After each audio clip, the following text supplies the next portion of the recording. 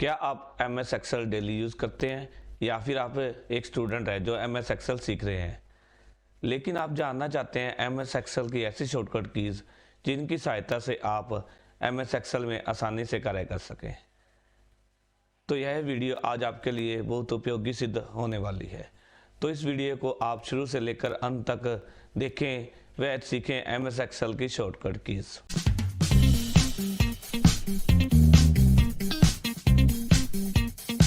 Learn and earns में मैं सुखविंदर सिंह आपका स्वागत करता हूं।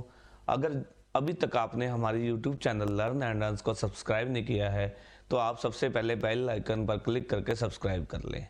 तो चलिए शुरू करते हैं आज की हमारी यह वीडियो। एम एस एक्सेल के अंदर डेली यूज होने वाली शॉर्टकट कीज में से सबसे पहली शॉर्टकट की है फिल्टर की। जी हाँ दोस्तों, मैंने कर्सर स्टार्टिंग पॉइंट पर फर्स्ट रो के ऊपर रख लिया है और मैं control shift plus L button press करूंगा तो आप देखेंगे कि फर्स्ट रो के कॉलम्स के ऊपर serial number, name, roll number, math, Hindi, science, English, इन सब के ऊपर ड्रॉप डाउन एरो दिखाई देने लगेगा।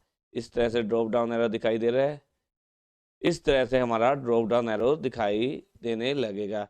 इसका मतलब है हमारी जो फिल्टर की है वो ऑन हो गई है। अगर हम दोबारा से control shift plus L button press करेंगे तो आप देखेंगे कि हमारी जो फिल्टर की ऑन थी वो ऑफ हो गई है। इस तरह से एक बार जब हम फिल्टर की लगाने के लिए control shift plus L button press करेंगे तो यह ऑन हो जाएगी। अगर दोबारा से हम इसे फिल्टर की को ऑफ करने के लिए control shift plus L button press करेंगे तो यह ऑफ हो जाएगी। अक्सर एग्जाम में यह सवाल पूछा जाता है कि एम एस एक्सेल में कितनी रोज व कितने कॉलम्स हैं। इसके लिए या तो हम किताब से उसे याद करेंगे कि कितनी रोज व कितनी कॉलम्स है, या फिर एक्सेल में जाकर देखेंगे कि कितनी रोज और कॉलम्स है।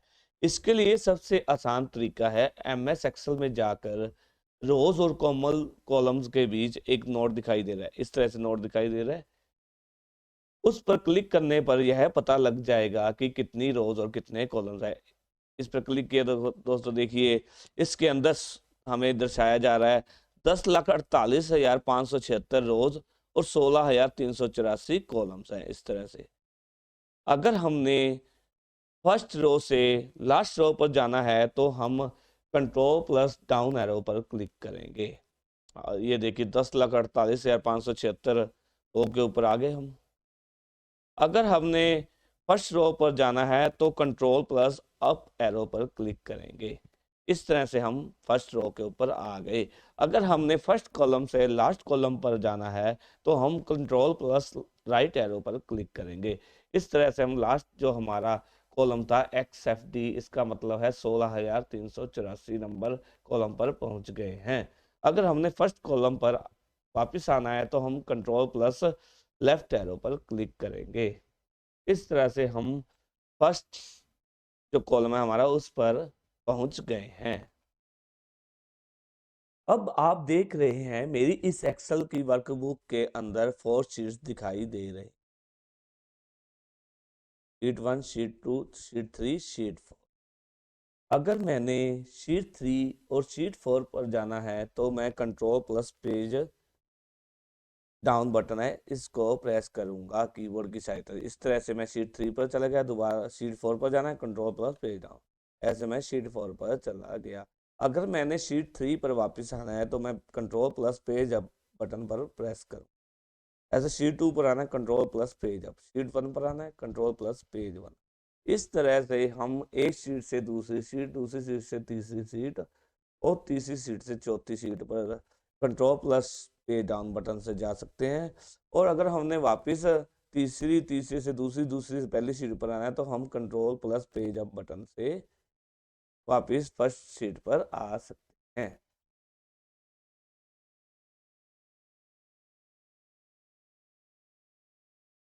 आगे जो हमारी नेक्स्ट शॉर्टकट कीज हैं वह है सिलेक्टेड रोज और कॉलम्स को कैसे हाइड करते। अगर हमने किसी भी कॉलम को हाइड करना है तो हम कंट्रोल प्लस 0 बटन का इस्तेमाल करेंगे। आप देख रहे हैं मैं कॉलम नंबर बी पर हूँ। और मैं कॉलम नंबर बी को हाइड करना चाहता हूं, तो मैं कंट्रोल+0 बटन प्रेस करूंगा कीबोर्ड की सहायता से। तो आप देखेंगे जो बी कॉलम था वो हाइड हो गया है। ये बस ये दिखाई दे रहा है, बी कॉलम है हम वो हाइड हो गया है। अगर मैं सिलेक्टेड एक से ज़्यादा कॉलम्स को हाइड करना चाहता हूं तो मैं उन कॉलम्स को सिलेक्ट कर लूँगा। देखिए, अगर मैंने कॉलम ए, कॉलम बी और कॉलम सी को हाइड करना है तो मैंने इन तीनों कॉलम को सिलेक्ट कर लिया है और कंट्रोल 0 बटन को प्रेस करूँगा। तो आप देख रहे हैं मेरा कॉलम ए, कॉलम बी और कॉलम सी है वो हाइड हो गए हैं। आगे है हमारी कीबोर्ड की सहायता से रो को कैसे हाइड और अनहाइड कैसे करते हैं। अगर मैंने कीबोर्ड की सहायता से रो नंबर फर्स्ट को हाइड करना है तो मैं कंट्रोल+9 बटन का प्रेस करूंगा। देखिए, कंट्रोल+9 बटन प्रेस किया तो आप देखेंगे जो फर्स्ट रो थी वो हमारी हाइड हो चुकी है। अगर मैंने फर्स्ट रो को दोबारा से अनहाइड करना है तो मैं कीबोर्ड की सहायता से कंट्रोल+9 बटन प्रेस करूंगा तो आप देखेंगे फर्स्ट रो थी वो हमारी अनहाइड हो गई है। इस तरह से रो को हाइड करने के लिए हम कंट्रोल+9 बटन प्रेस करेंगे। जैसे मैंने फर्स्ट रो को हाइड करना है कंट्रोल+9, अगर दोबारा से मैंने फर्स्ट रो हाइड होगी, अगर दोबारा से मैंने अनहाइड करना है कंट्रोल+। इस तरह से हमारी हाइड और अनहाइड कमांड है रो की यह कार्य करती है।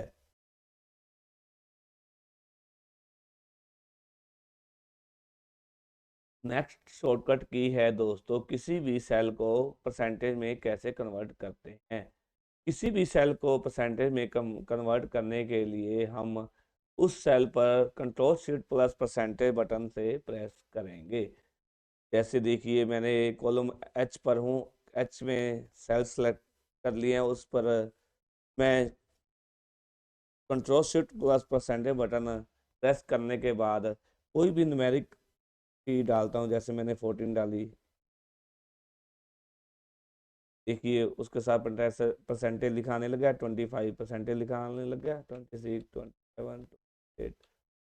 इस तरह से हमारी यह जो परसेंटेज कमांड है यह कार्य करती है। कट की है हमारी किसी भी सेल को डेट के अंदर कैसे कन्वर्ट करते हैं, उससे एक डेट आ जानी है। अगर मैंने किसी भी सेल को डेट में कन्वर्ट करता हूं तो उससे एक डेट आ जाती है। अब मैं बता रहा हूं कि हमारे कंप्यूटर का जो कैलेंडर है वह 1 जनवरी 1900 से स्टार्ट होता है। अगर हम किसी भी सेल में एक लिखकर, मान लो मैंने H1 सेल है उसमें एक लिखा और उसके ऊपर कंट्रोल+## बटन, कौन सी डेट में कन्वर्ट करने के लिए कौन सी कमांड है दोस्तों, कंट्रोल+## बटन।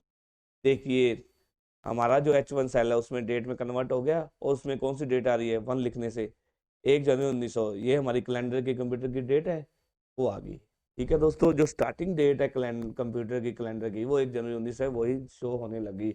अगर मैं किसी भी सेल, मान लो सेकंड H2 सेल है उसमें 28 लिखकर उसमें कंट्रोल+## बटन प्रेस करूंगा तो आप देखेंगे 28 जनवरी 1900 डेट दर्शाई जा रही है। अगर मैं आज की डेट लिखना चाहता हूँ तो मैंने कैलकुलेट कर लिए हैं डेज, जैसे आज के मैंने 44,940 सेलेक्ट किए हैं, टोटल डेज लिख लिए हैं और इसके ऊपर कंट्रोल+# बटन प्रेस करूंगा तो आप देखेंगे आज की जो डेट 14 जनवरी 2023 है वह शो होने लग जाएगी। इस नेक्स्ट जो शॉर्टकट की है हमारी वो है कंट्रोल+T, जिसका उपयोग डाटा को एक्सेल में टेबल में कन्वर्ट करने के लिए किया जाता है। अगर मैं इस टेबल जो मेरा डाटा है इसको सेलेक्ट करके कंट्रोल+T बटन प्रेस करूंगा तो आप देखेंगे एक क्रिएट टेबल नाम का डायलॉग बॉक्स ओपन होकर आ गया है। क्रिएट टेबल, इसमें जितनी रोज सेलेक्ट है वो और जितने कॉलम सेलेक्ट है वो इसमें लिखे हुए आते हैं और उसके नीचे where is the data for your table, इसमें वो आ गया जो सिलेक्ट किया हुआ मैंने। यहाँ से भी हम सिलेक्ट कर सकते हैं क्लिक करके जैसे, ठीक है। और पहले सेलेक्ट करके कंट्रोल प्लस टी भी दबा सकते हैं। आगे है इसके अंदर माई टेबल हैज़ हेडर है, इसका मतलब है मेरे टेबल में हेडर है, जो रो 1 है उसमें मैंने हेडर लिखा हुआ है, serial number, name, roll number, math, Hindi, science, English. ठीक है, अब मैं इस पर ओके बटन प्रेस करूँगा तो आप देखेंगे मेरा जो ये डाटा था वो एक टेबल के अंदर कन्वर्ट हो गया है। टेबल में हमें डाटा को कन्वर्ट करने की एमएस एक्सेल में बहुत ज़रूरत पड़ती है, और टेबल हमें बहुत यूज़फुल होता है क्योंकि टेबल में फॉर्मेटिंग अप्लाई हो सकती है, फार्मूलाज ऑटोमेटिक अप्लाई हो सकते हैं। इसके अतिरिक्त इसकी जो शॉर्टकट कमांड है कंट्रोल प्लस टी के अतिरिक्त कंट्रोल प्लस एल की सहायता से भी हम क्रिएट टेबल में कन्वर्ट कर सकते हैं डाटा को। नेक्स्ट जो शॉर्टकट की है हमारी वो है F4 की का उपयोग किसी भी रेफरेंस को रिलेटिव रेफरेंस में कन्वर्ट करने के लिए किया जाता है। उदाहरण के तौर पर आप देखेंगे मैंने KL जो 5 है उसके अंदर सेल के अंदर K5 प्लस M3 इन दोनों का टोटल कर दिया है। आप देखेंगे 54 प्लस 47 101 होता है सम, ठीक है, जो कर दिया उसने। लेकिन नीचे वाली सेल में अगर हम टोटल करते हैं वो नेक्स्ट रेफरेंस को उठा लेगा। ये उठा लिया K6 plus M4, next reference उठा लिया, M4 उठा लिया इसने नेक्स्ट रेफरेंस।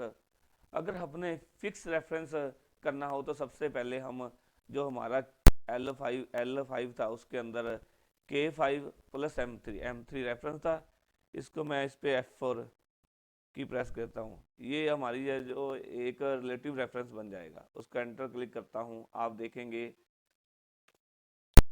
कि 101 ये आ गया। उसके बाद दोबारा से इसको नेक्स्ट जो हमारा सेल है उसके अंदर करेंगे तो आप देखेंगे इसके अंदर 101 ये 54 K6 प्लस M3, इसने रिलेटिव रेफरेंस क्या है M3 था, इसने नेक्स्ट रेफरेंस नहीं उठाया, अब सेम उठा लिया। ठीक है, इस प्रकार जो हमारा M3 था वो एक रिलेटिव रेफरेंस हो जाएगा और सभी में यह ऐड हो जाएगा। अगर नेक्स्ट में देखेंगे आप सेल के अंदर करेंगे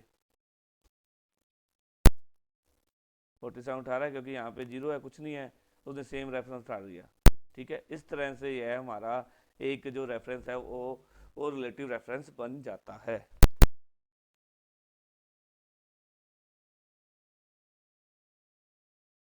नेक्स्ट जो शॉर्टकट की है वो है control plus 1। Control plus 1 button press करने पर आप देखेंगे कि एक फॉर्मेट सेल्स नाम का डायलॉग बॉक्स ओपन होकर आता है, जिसमें आप पहले है जनरल में था डाटा, नंबर 1 लिखा हुआ है जनरल में था। अगर मैं इसको नंबर में कन्वर्ट करता हूँ, नंबर 2 डेसिमल में 2, ओके बटन प्रेस करता हूँ तो आप देखेंगे यह जो जनरल में था मेरा सेल के अंदर जो वैल्यू लिखी हुई थी पहले जनरल में थी, अब यह नंबर में कन्वर्ट हो गई है। अगर मैं ये सिलेक्ट कर लेता, एक से ज़्यादा सेल्स को सिलेक्ट करके कंट्रोल प्लस 1 बटन प्रेस करके जनरल से नंबर में कन्वर्ट करता हूँ, आप देखेंगे 2 के बाद 2 डेसिमल्स दे रखे थे, नंबर में कन्वर्ट हो गया। तो दोबारा कंट्रोल 1 करके करेंसी में करूँगा तो यह करेंसी में कन्वर्ट हो जाए। इस तरह से हम फॉर्मेट किसी भी फॉर्मेट में हम डाटा को कर सकते हैं, नंबर में, करेंसी में, अकाउंटिंग में, डेट टाइम में, परसेंटेज में, फ्रैक्शन में, साइंटिफिक, टेक्स्ट, स्पेशल, कस्टम, इसमें से किसी भी तरह से आप कर सकते हैं। आगे की जो शॉर्टकट की है यह आपके बहुत काम आने वाली है। यह शॉर्टकट की है कंट्रोल आल्ट प्लस वी, जिसका उपयोग पेस्ट स्पेशल इन एक्सेल में करने के लिए किया जाता है। अगर मैं जो ये फॉर्मूला लगा हुआ है H89 के अंदर, इसको कंट्रोल सी की सहायता से कॉपी करूँगा और किसी अन्य जगह पर control alt plus V button press करूँगा, आप देखेंगे पेस्ट स्पेशल नाम का डायलॉग बॉक्स ओपन हो गया है। इसके अंदर अगर मैं वैल्यू पर सिलेक्ट करके ओके बटन प्रेस करूँगा तो आप देखेंगे जो वह सम होकर 1396 यहाँ पे H9 के अंदर आया था वही, उसकी ओनली वैल्यू ही इसने यहाँ पर HJ11 के अंदर, जहाँ पर मैंने इसको पेस्ट स्पेशल की सहायता से वैल्यू में पेस्ट किया था, वो वैल्यू आ गई है। अगर हम control alt plus V dialog box open करते हैं, आप देखेंगे इस डायलॉग बॉक्स के अंदर काफ़ी सारे फॉर्मूलेज हैं पेस्ट स्पेशल के काफ़ी सारे ऑप्शंस है, फॉर्मूला है, वैल्यू है, फॉर्मेट है, कमेंट्स है, वैलिडेशन है, ऑल यूजिंग सोर्स थीम है, ऑल एक्सेप्ट बॉर्डर्स है, कॉलम विड्थ है, फॉर्मूला एंड नंबर फॉर्मेट है, वैल्यू एंड नंबर फॉर्मेट है, मल्टीप्लाई डिवाइड, काफ़ी सारे ऑप्शंस हैं।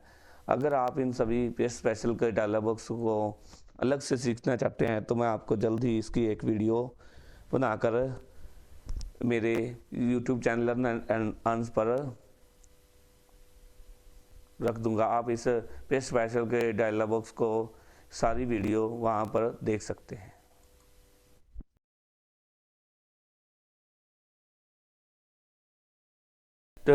जो शॉर्टकट कीज है हमारी, fill down and fill right, control plus D and control plus R. अब आप सोच रहे होंगे कंट्रोल आर और कंट्रोल डी बेसिकली है क्या, क्यों इन शॉर्टकट कीज का उपयोग करेंगे? तो आपको बताना चाहूँगा। उदाहरण के तौर पर F18 के अंदर 1125 लिखा हुआ है। अब मैं F18 से लेकर F26 तक सेलेक्ट करके control plus D button press करता हूँ। आप देखेंगे जी जो वैल्यू हमारी F18 सेल में थी वही वैल्यू F90, 20, 21, 22, 23, 24, 26 सब में वही वैल्यू आ गई।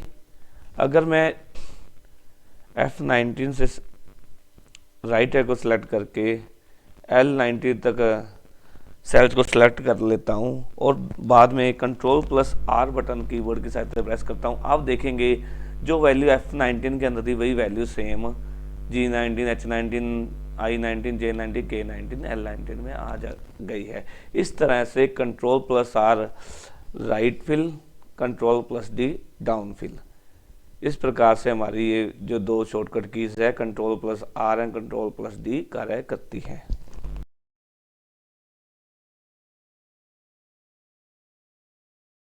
नेक्स्ट शॉर्टकट की का उपयोग हम select all data in Excel के लिए करते हैं।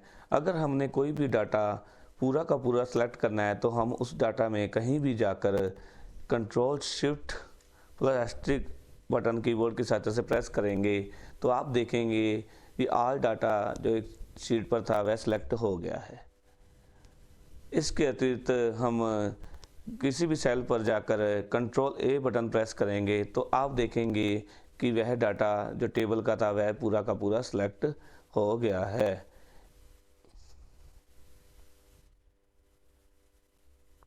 इसके अतिरिक्त एक और ऑप्शन है पूरा का पूरा टेबल का डाटा सेलेक्ट करने के लिए, control shift right arrow, control shift down arrow.